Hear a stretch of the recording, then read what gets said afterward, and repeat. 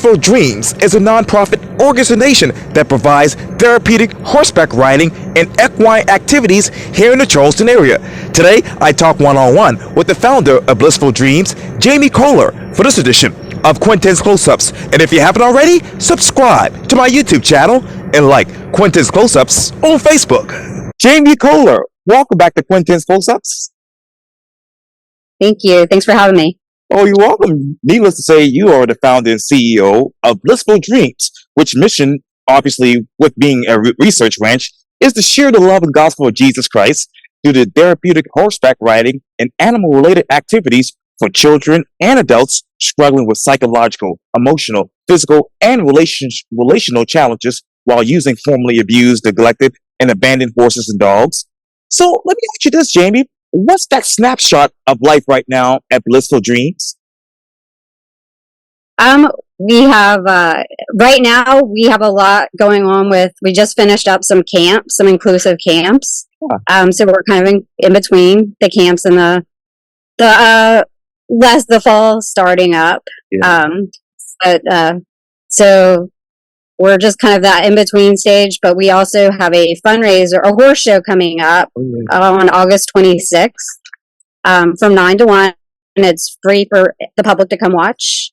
So I'm preparing the riders for that as well. Wow. So why this horse show? Why now? Well, that's a good question.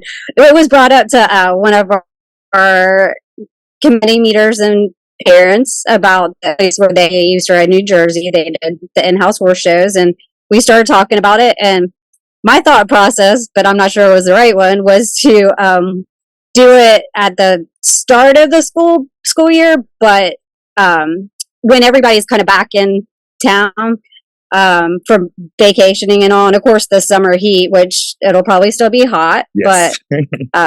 But yeah, I was trying to catch it at the beginning of the school year when everybody's back in town. So wow, that's amazing. So how many people signed? Well, how many people do you expect to come to the show?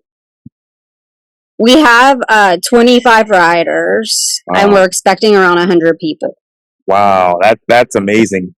And currently, right now, Miss Jamie, how many horses do you have on the ranch? We currently have 7 total. Wow. Wow. And so, in what way has the heart, mind, and spirit of the horses been able to heal most of these people that you've actually come into contact with?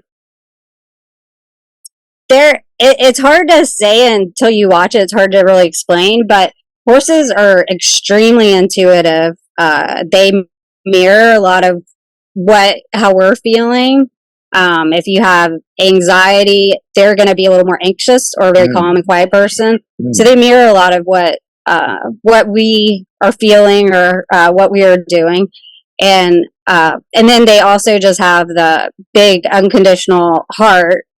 A lot of people, I was talking to someone the other day, I love just to watch the animal behavior. They're so misunderstood. People think they're so big and they're going to hurt, but they're really big, gentle giants, and they're actually very fragile. Huh. Wow. So let me ask you this, Miss Jamie. How has that spirit nurtured self-reliance in the visitors to the farm? I would say for me, I would have to say probably have saved my life in many ways. So I have relied on them myself. They're my therapy when I need some time as well. And I've seen how they've worked in my life through things, and they continue to do it. If I'm having a bad day, it's like they know it, and they cater to that. Wow.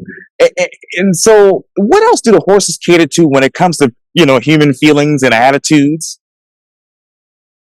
Yeah. Well, it's interesting because we have one horse in particular that if you're not focused, he doesn't focus. Huh. So if you have ADD, ADHD, he really makes you focus, because it's pretty fun. It's interesting to watch because it's totally when the rider gets off focus that he gets off focus. So then they're able to realize, I really need to focus on what I'm doing. Yeah, exactly right.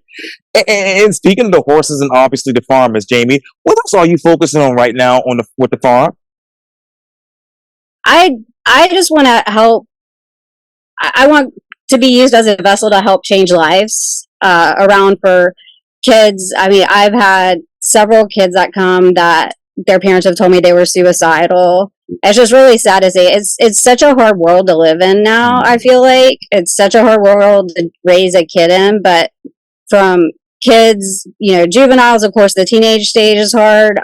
And I know my daughter, she through riding, through the group of girls that she grew up riding with, they've all stayed really connected more so than other friends, and I'm seeing that for some of the other younger kids who have been going through some really hard times at school. They've been able to connect with other kids their age out here that go to a different school, but they all have that in common.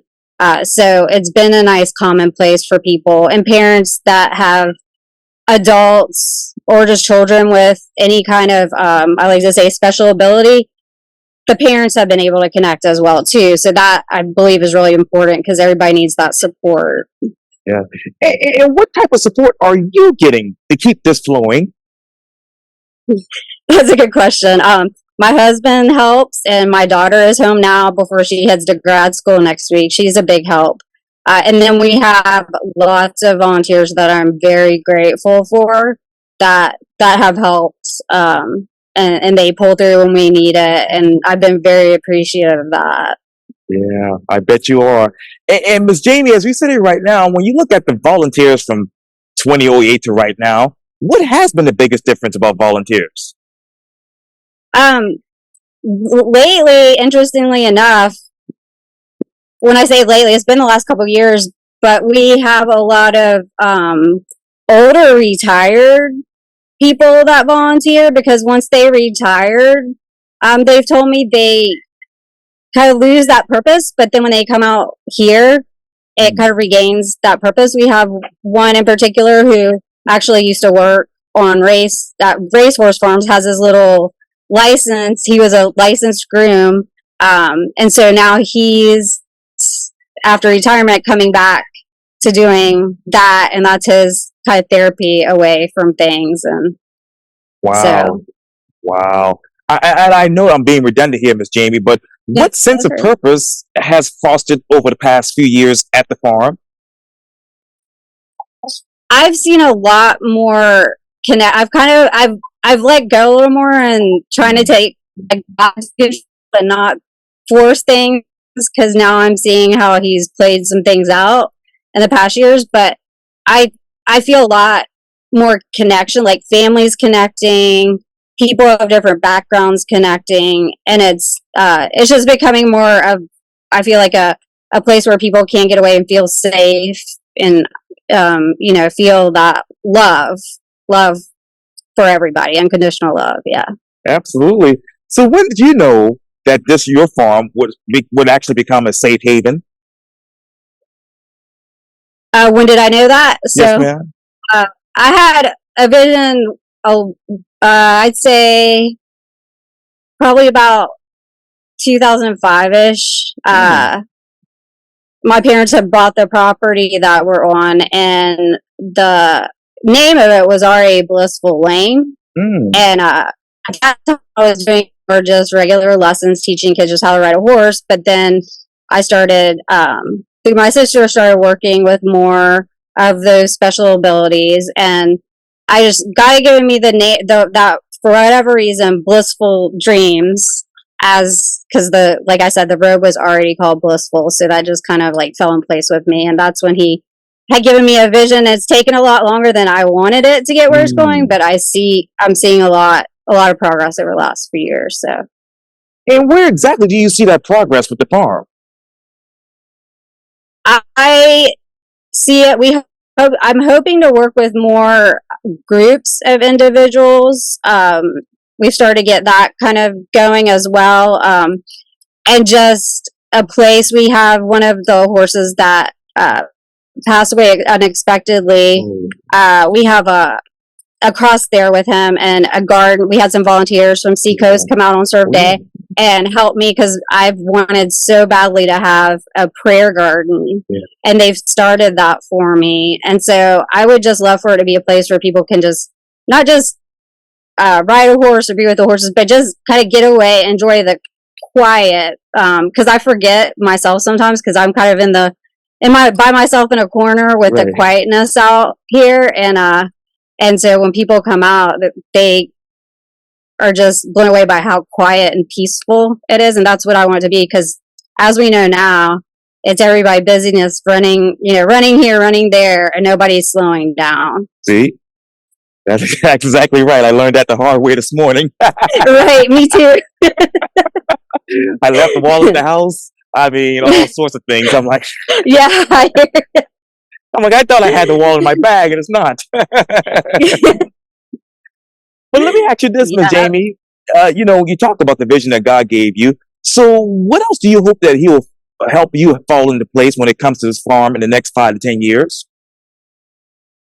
So I would just love to see things flourish and work more with, and I think I mentioned it in the last review, like those who don't think they have a place, like prisoners, some kind of connection. I know there's a lot of legal stuff behind that, but juveniles and people who have been in jail for various reasons that obviously, are getting out and need to have a purpose. We actually started too. I would love to have some people with special abilities. Something I've always wanted is to work here. We have two actually current here right now that they'll scoop up poop and help feed and all that kind of stuff. So I'd like to see more of that because they do have a purpose. They're very capable of doing things. You just got to find the right thing and just get them in the routine.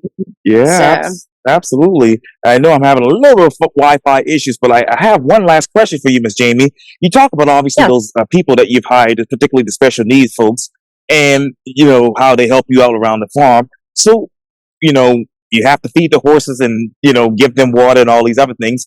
So, what other right. resources do you need right now from the community?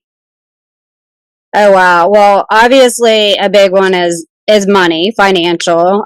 Horses cost a lot of money. The horses and dogs. We actually have one dog who has had 2 mast cell tumors cut off her recently. So that's been a cost, and of course, just horses in general. So money is a big one. I would say the number one is prayer, money, and then of course volunteers to help. We're looking for some more volunteers too for that August 26th horse show as well. So And for more information, where should we go? you can go on our website, www.blissfuldreams.org, and all the information is right there. And I didn't So, know, yes, ma'am, and I didn't notice too, but you have dogs. So how many dogs do you have right now? so we currently have 5. One is blind and deaf. Mm. One was born without eyes. And then a Great Dane, a little Jack Russell mix, and then our daughter most recently adopted a pit mix from the animal shelter up in Spartanburg. When she was at school, she volunteered there. He was in there for 18 months, and was not adopted when the people brought him in, and he had heartworms. He had been neutered. He was just a mess, and then nobody apparently wanted to adopt him. She and him connected. So right now we currently have 5 dogs altogether. Wow. And 3 of which are Great Danes. Yeah. Great Danes. Wow. And I know that this area is growing a whole lot, Miss Jamie. So how do you, with your particular rescue farm, keep up with that growth?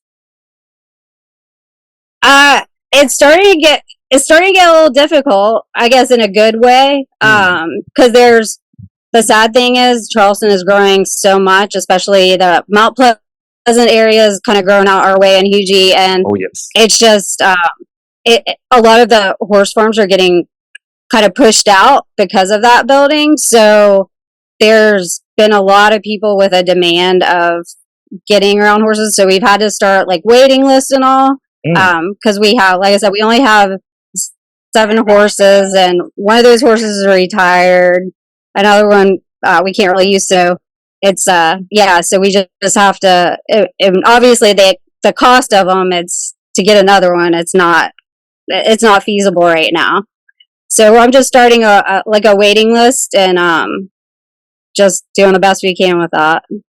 And I know you're doing the best that you can with that. So how many people are on the waiting list right now? We have about 10 people on the waiting list currently. Wow, wow. And they can also go to your website to get more information on that, right? Yes. Okay, Yes. perfect. Well, Blissful Dreams founder and CEO, Jamie Kohler, thank you so much for your time. And again, welcome back to Quintin's Close-Ups. Thank you very much for having me. Oh, you're welcome anytime.